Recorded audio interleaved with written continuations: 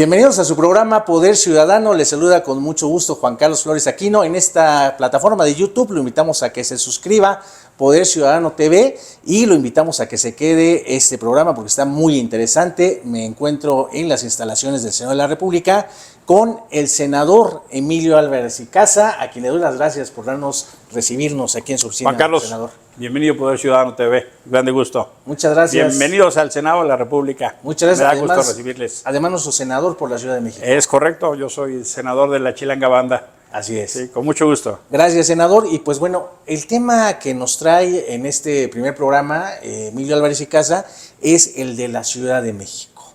Tú eres alguien, senador, que la conoce perfectamente. Nosotros te elegimos, votamos por ti. Soy de tus electores, por cierto. Gracias. Entonces, creo que... Me da gusto que 4 años después todavía los celebro, no se avergüencen. Mira, entendimos la alianza que hubo en su momento, Sí. Y entendimos también el grupo plural que ahora conformas, que además me parece muy interesante lo que están haciendo, esta figura de senadores independientes por la Ciudad de Eso México. sí. Y me gustaría mucho escuchar cómo estás viendo la Ciudad de México a 4 años de un gobierno federal que pues tiene sus críticas, quizás sus aciertos, pero principalmente después de 25 años de ser gobernada por la izquierda, en un, me parece, desgaste ya natural. ¿Cuál es tu visión de la Ciudad de México después de estos 25 años de la izquierda aquí en la capital, senador? Mira, como bien dices, yo no solo soy oriundo de la ciudad. Mis padres son de la Ciudad de México, mis abuelos son de la Ciudad de México, mis bisabuelos. Soy de esa gente ya muy arraigada en la ciudad. Y he hecho mi vida política, académica y social en la ciudad. Yo estudié la primaria ahí enfrente el 20 de noviembre.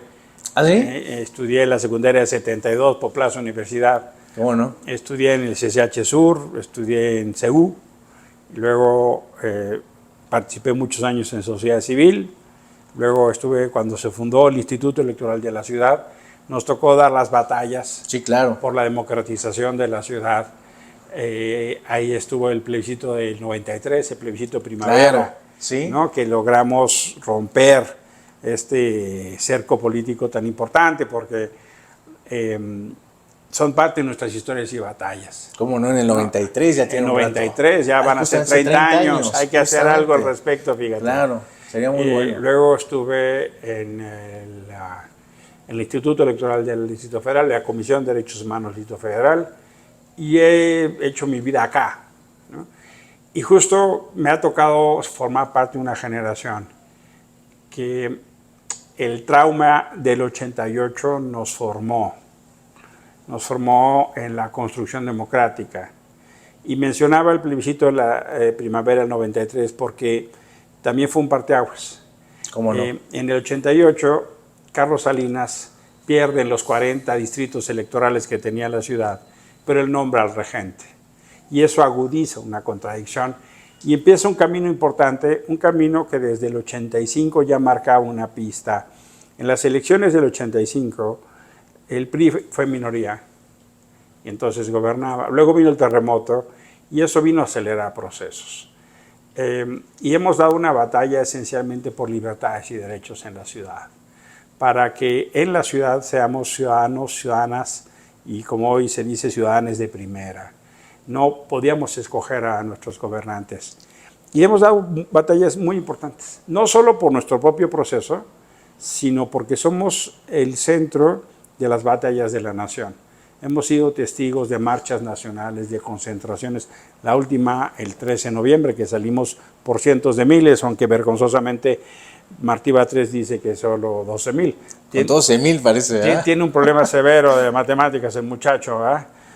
Pero lo que te quiero decir es, esta ciudad ha aprendido a velar por sus derechos. Y así como en su momento le dio la espalda al PRI y en su momento le dio la espalda al PRD, creo que hoy está levantándose, por lo menos en el 21, para darle la espalda a Morena, porque en el 21 la mayor parte de la sociedad que votó, no votó por Morena. Y eso es un dato que hay que tener claro. No solo porque la oposición tuvo el mayor número de alcaldías, sino en valores absolutos. ¿Y eso qué quiere decir? Que esta es una sociedad exigente, Esto es una sociedad que no le gusta ni la corrupción ni el engaño. Y lo que estamos viendo ahora es una dinámica de simulación instaurada. Lo que vemos es una jefa de gobierno esencialmente pegada como corcholata, el nombre se lo puso el presidente, a el empaque que tenga López Obrador. Vemos una ciudad que infelizmente tiene una crisis de movilidad y que es consecuencia lógica de lo que han venido haciendo. El caso emblemático es el metro, ¿no? No solo se les cae la línea 12, un caso paradigmático de corrupción, hay incendios, hay alcances, se les quemó el control central. Claro que iba a haber alcances y controlan con papelitos y llamaditas el avance de los trenes. Claro que iba a haber tragedias. Pero lo mismo sucede en otros ámbitos donde después de tanto tiempo de estar gerenciando la ciudad, todavía hay personas que hacen hasta 3, 4 horas para venir acá. Y hablando de movilidad, senador, qué bueno que lo comentas, porque diario hay registros de ciclistas atropellados. Eso es una tragedia. Que mueren trágicamente y que no los estamos viendo. Diario leo noticias de por lo menos una persona atropellada por un trailero o por un microbusero. Mira, o por un taxista. Aprobamos acá una ley general de seguridad vial y movilidad. Y el paradigma es evitar que mueran personas.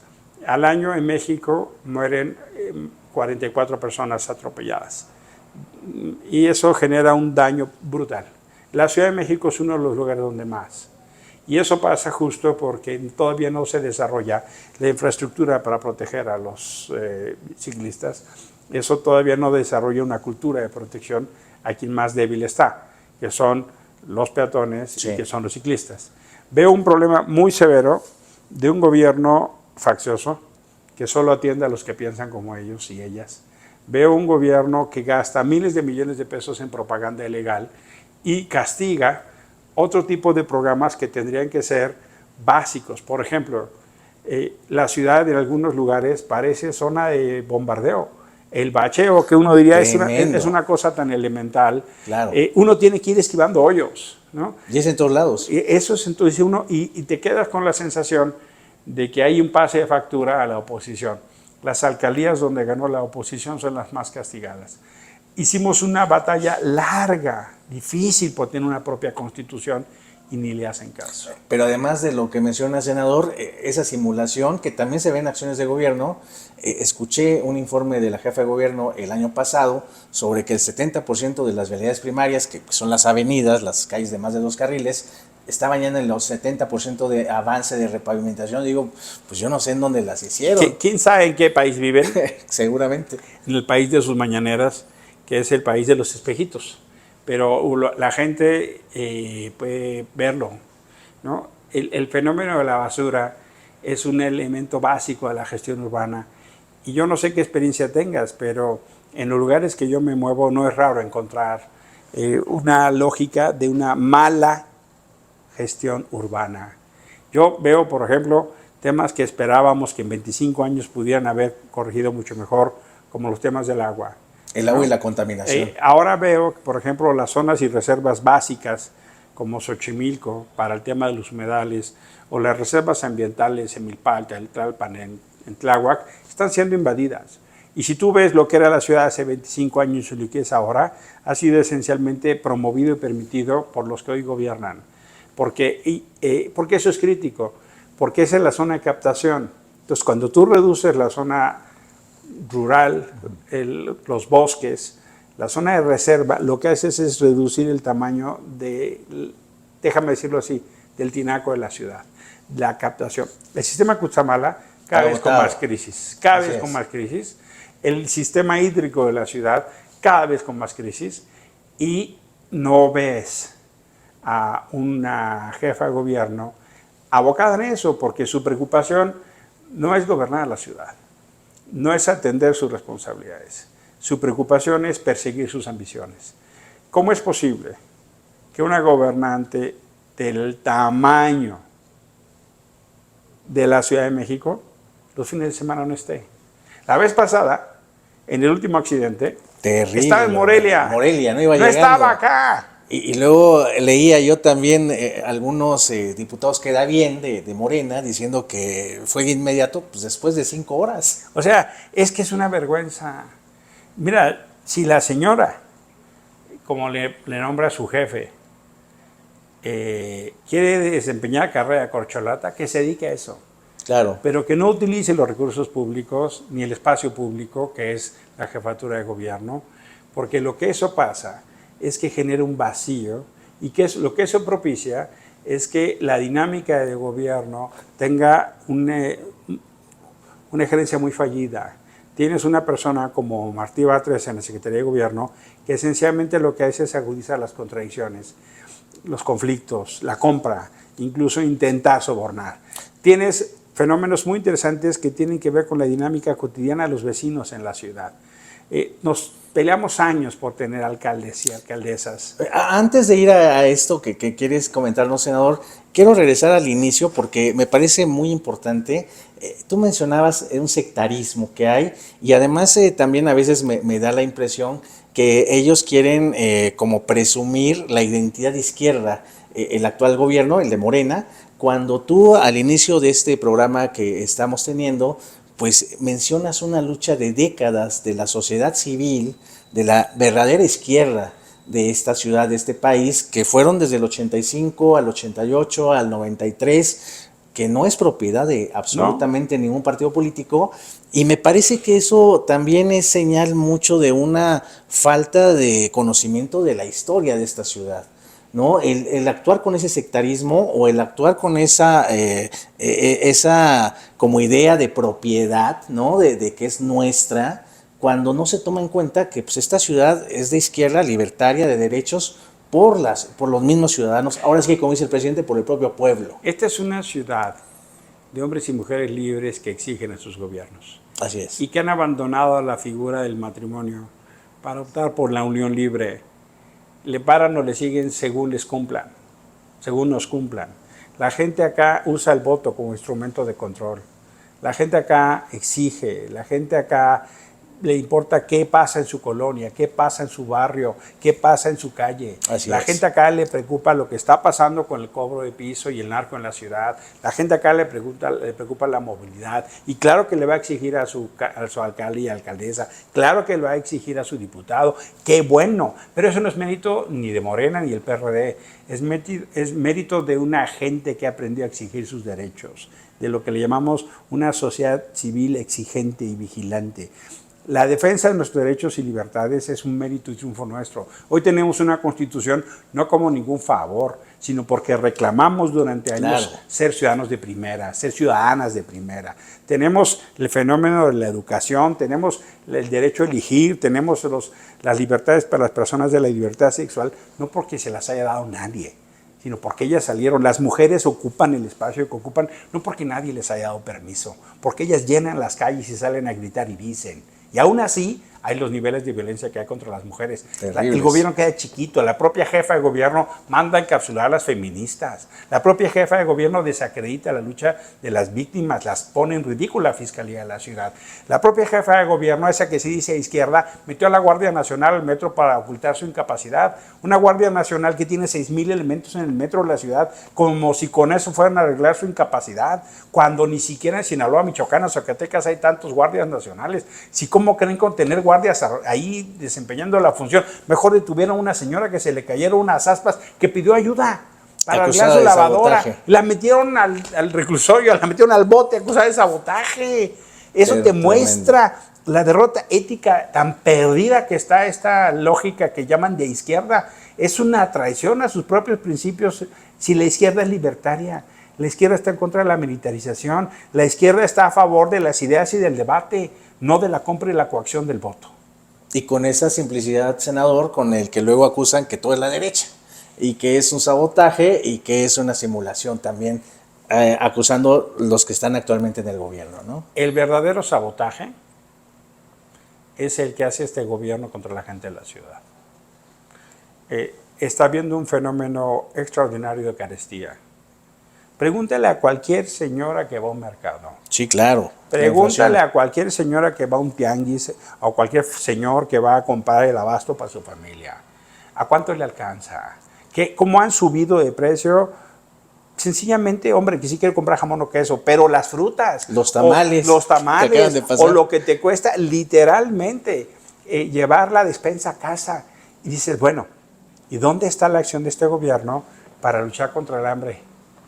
¿Dónde está la acción de este gobierno para atender a los más desprotegidos que hoy, por la pandemia, por la inflación, por la desigualdad, por la pobreza, no están pudiendo comer? Es decir, hay un fenómeno de desigualdad y utilizan los programas como instrumento de compra y coacción. Cuando yo, por ejemplo, la última visita que estuve haciendo en Iztapalapa, me decían en campamentos y en unidades, lo que nos dicen aquí es, si no les garantizamos que apoyamos por Morena, no nos dan los programas sociales. El clientelismo, el corporativismo que durante tantos en Iztapalapa años y que tantos quejaron en Tláhuac, en Xochimilco. Dicen los vecinos, mira, no nos hacen caso en la alcaldía. La manera en que nos hacen caso a la alcaldía es si le estamos dando listas de credenciales de elector. Entonces, el fenómeno del clientelismo es una perversión, es una prostitución de la lógica de gobierno y de estos que estaban contra eso. Hoy lo reproducen. Mira, el propio Congreso de la Ciudad de México es una vergüenza. En lugar de atender una parte importante de los asuntos de la ciudad, se dedican esencialmente a no tener sesiones. Es muy penoso porque toda aquella discusión libertaria de contrapeso está absolutamente perdida. Sí, no la hay. El bloque de gobierno, literalmente, me recuerdan esa vieja figura de los levantadedos, ¿no? Sí. Y yo quisiera mucho más, por ejemplo, ese fenómeno de tomar las audiencias vecinales para lo que la gente tiene que decir. Que no existen, además. En muchas ocasiones no se legisla con base a lo que la gente cree, quiere, necesita. Es decir, hay una referencia de trabajo autorreferenciado, los fenómenos de parlamento abierto, los fenómenos de escucha, pues solo cuando la gente protesta y cierra calles. Aquí, la manera en que te hacen caso, cuando hay una persona desaparecida o secuestrada, es que bloquean avenidas durante horas. Y entonces sí responden. Y además, senador, con lo que estás comentando de los elementos o armas que hay jurídicas, como esta Asamblea Constituyente que pasó apenas hace 5 o 6 años, la Asamblea Constituyente, la primera Asamblea Constituyente de la Ciudad de México, que mandata a los gobernantes, en este caso al jefe de gobierno, a la jefa de gobierno y a los alcaldes, esta nueva figura que también tenemos, a que tengan un cabildo donde haya decisiones horizontales, donde se nos invite a los vecinos a poder incidir en las decisiones, no convocan. La primera en boicotear, utilizando su palabra, el modelo constitucional que tanto trabajo nos costó, el modelo de alcaldías y de cabildos y de contrapesos, es Claudia Sheinbaum. La primera en dinamitar los fenómenos de gobierno locales es Claudia Sheinbaum. Hoy, en lugar de trabajar en coordinación con los alcaldes y alcaldesas,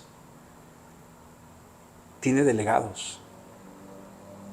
Tiene delegados la jefa de gobierno, como era antes el regente. De ahí viene la figura de las delegaciones. Eran oficinas delegadas del Departamento Central.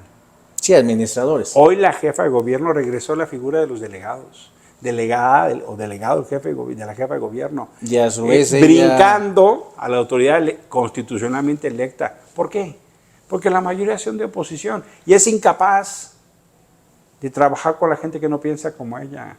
Pero hay un problema. La gente así lo obligó. La gente así lo votó. No es de que quieran. A la oposición le disminuyen el presupuesto, los acosan judicialmente. Hay casos. Puedes estar no de acuerdo, pero la persecución que se vive en lugares como Cuauhtémoc o Benito Juárez es atroz. Mira, hace poco se fueron a meter a Cuauhtémoc, ¿no? Por el tema de los 300 granaderos llegaron, ¿no? De ahí. La verdad es que no, esos panfletos no decían ninguna mentira. Y además era un fiscal, ¿no? El que llegó también, que nunca habíamos oído de él. Era el contralor. El contralor. Que vergonzosamente era el abogado de los nos papás enteramos de la escuela de Repsamen. Que era lo único por lo que lo recordábamos. Senador, se nos va rapidísimo el tiempo aquí en las redes sociales, en el YouTube. Siempre. Pero antes, porque podríamos pasarnos, la verdad, con alguien con tu conocimiento de la Ciudad de México, podríamos pasar mucho tiempo, pero particularmente en ese primer programa, senador Emilio Álvarez y Casa, me gustaría mucho que aquellos vecinos que nos siguen en las redes sociales, a Poder Ciudadano TV, ¿a dónde pueden dirigirse con contigo para poder aportar, para poder ser escuchados en la problemática que hay en la Ciudad de México y en poder conocer también el trabajo que hace un senador independiente, un senador del Grupo Plural, que pues corresponde, eres nuestro representante aquí en el Senado de la Ciudad de México, senador. Si Con mucho gusto. Nos podemos encontrar en Facebook, Emilio Álvarez y Casa, ¿no? Y también esa es la cuenta en Instagram. Nos podemos encontrar en Twitter, que es @Emilio Álvarez y mi correo electrónico es emilio.alvarezicasal@senado.gov.mx. No se apuren si no lo pudieron anotar, nada más le regresan tantito, 15 segundos y ahí está. De todos modos lo vamos a poner ahí en la escaletilla. Nos podemos encontrar en las redes sociales, yo uso más Twitter, me apoyan en las demás redes sociales, pero también estoy acá en el Senado, a la orden. Yo soy senador por la Ciudad de México, me da probablemente, ¿cómo lo puedo decir? Es la institución más importante que he tenido en mi vida. Contar con la confianza de la gente. Más de 1.600.000 personas votaron por mí y acá estoy, ¿no? Para dar las batallas en la defensa de nuestras libertades y derechos.